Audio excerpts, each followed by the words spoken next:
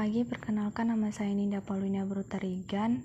Di sini saya akan mereview sebuah jurnal yang berhubungan dengan IMK dengan judul Rancangan Layar sebagai Alat Bantu Pendewasa Interaksi Manusia dengan Komputer, volume 8 nomor 2 tahun 2015. Penulis Abdul Mufti, Program Studi Teknik Informatika, Fakultas Teknik Matematika dan IPA, Universitas Indraprasta PGRI.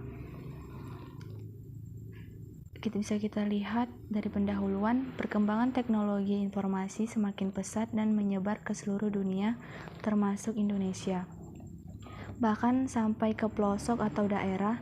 Seiring dengan perkembangan tersebut, berkembang pula teknologi komputer, baik dari hardware, perangkat keras, maupun software, perangkat lunak.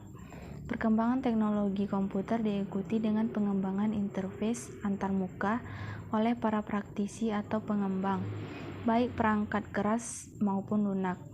Antarmuka perangkat keras biasanya berupa peralatan masukan dan keluaran, input-output. Sedangkan antarmuka perangkat lunak meliputi ragam dialog sebuah program aplikasi komputer. Dari tinjauan pustaka, pengertian perancangan layar. Perancangan layar adalah sebuah desain tampilan yang berfungsi sebagai antarmuka antara si pengguna user dengan aplikasi atau sistem, atau biasa disebut dengan user interface. Menurut Jones and Rama, tampilan layar merupakan elemen dari objek pada formulir yang digunakan untuk memasukkan data atau informasi lewat perintah. Semua aspek dari formulir dikendalikan dari elemen tampilan layar. Beberapa objek tersebut diberikan kesempatan untuk mengembangkan pengendalian internal melebihi elemen data.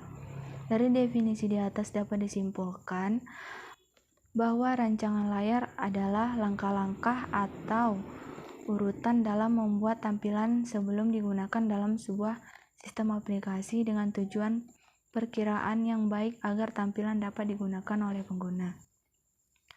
Tujuan dari jurnal ini bisa kita lihat dari abstraknya. Tujuan penulis ini untuk memberi gambaran tentang rancangan layar yang baik dan terstruktur. Penelitian ini merupakan penelitian deskriptif, yaitu suatu metode penelitian yang ditujukan untuk menggambarkan fenomena-fenomena yang ada, yang berlangsung saat ini atau saat yang lampau.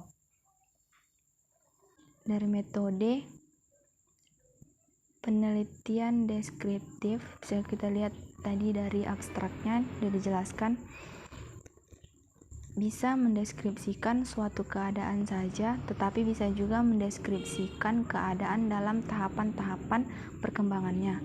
Penelitian demikian disebut penelitian perkembangan, developmental studies.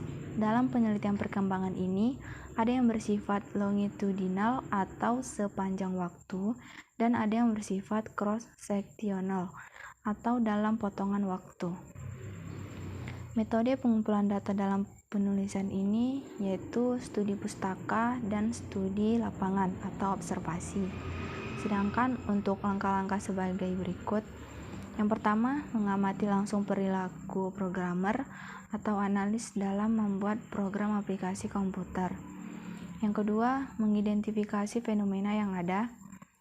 Yang ketiga, memberikan solusi dengan perangkat bantu dan langkah-langkah yang dapat membantu programmer atau analis dalam merancang layar. Salah satu perangkat yang dimaksud adalah lembar kerja tampilan atau LKT. Dan yang keempat, rancangan layar yang direkomendasikan. Penulis menggunakan informasi-informasi yang terkumpul dari hasil pengumpulan data melalui pustaka dan studi lapangan untuk memberikan gambaran rancangan layar yang baik dan sesuai dengan ketentuan agar bisa menjadi alat bantu pengembangan atau pendewasa IMK.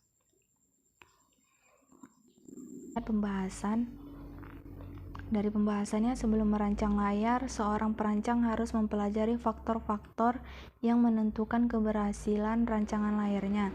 sehingga dapat dijadikan referensi untuk membuat tampilan yang sangat dibutuhkan oleh para pengembang sistem, analis, atau programmer. Faktor yang menyebabkan interface atau tampilan kurang banyak disukai orang yaitu yang pertama, model interface yang tidak sesuai dengan user profile dan fungsionalitas yang dibutuhkan oleh para pengguna yang dilihat dari segi ilmu interaksi manusia dan komputer. Yang kedua, tidak adanya dokumentasi dengan baik rancangan-rancangan sebelumnya, sehingga kurang meninjau kekurangan pada rancangan sebelumnya.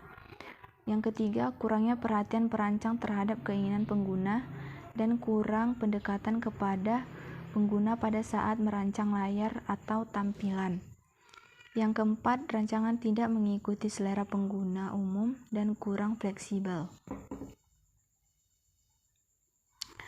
Itu langkah-langkah yang penulis rekomendasikan sebelum merancang layar sesuai dengan konsep IMK, diantaranya yang pertama, setiap pekerjaan perlu dilakukan dokumentasi.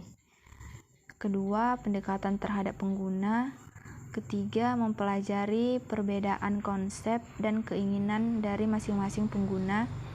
Keempat, merencanakan rancangan agar layar lebih konsisten. Sedangkan urutan untuk merancang antarmuka yaitu yang pertama pemilihan ragam dialog, yang kedua perancangan struktur dialog, yang ketiga perancangan format pesan, yang keempat perancangan penanganan kesalahan, yang kelima perancangan struktur data. Dalam IMK, lembar kerja ini disebut dengan lembar kerja tampilan LKT yang terdiri dari 4 bagian, yaitu yang pertama nomor lembar kerja, bagian tampilan yaitu berisi sketsa tampilan yang akan muncul di layar. Yang ketiga bagian navigator. Bagian ini antara lain menjelaskan kapan tampilan itu akan muncul dan berubah menjadi tampilan lain. Yang keempat bagian keterangan, berisi penjelasan singkat antara atribut tampilan yang dipakai. Ini contoh lembar kerja tampilan LKT.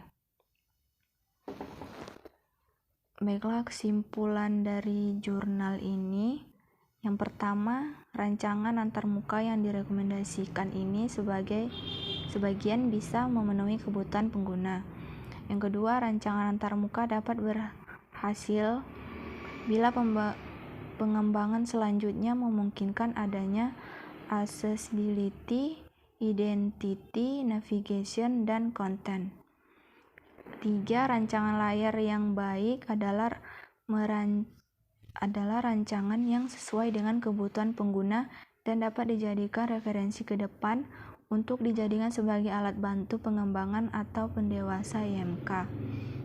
Yang keempat, dokumentasi sangat diperlukan untuk setiap kegiatan dalam merancang layar untuk penggunaan di masa yang akan datang. Yang kelima, penggunaan alat bantu, referensi dan langkah-langkah yang benar sesuai dengan prinsip pendewasaan IMK dapat menghasilkan rancangan yang baik, memberikan kepuasan kepada pengguna. Baiklah, sekian review jurnal dari saya. Jika ada salah kata atau pembacaan mohon dimaafkan. Terima kasih.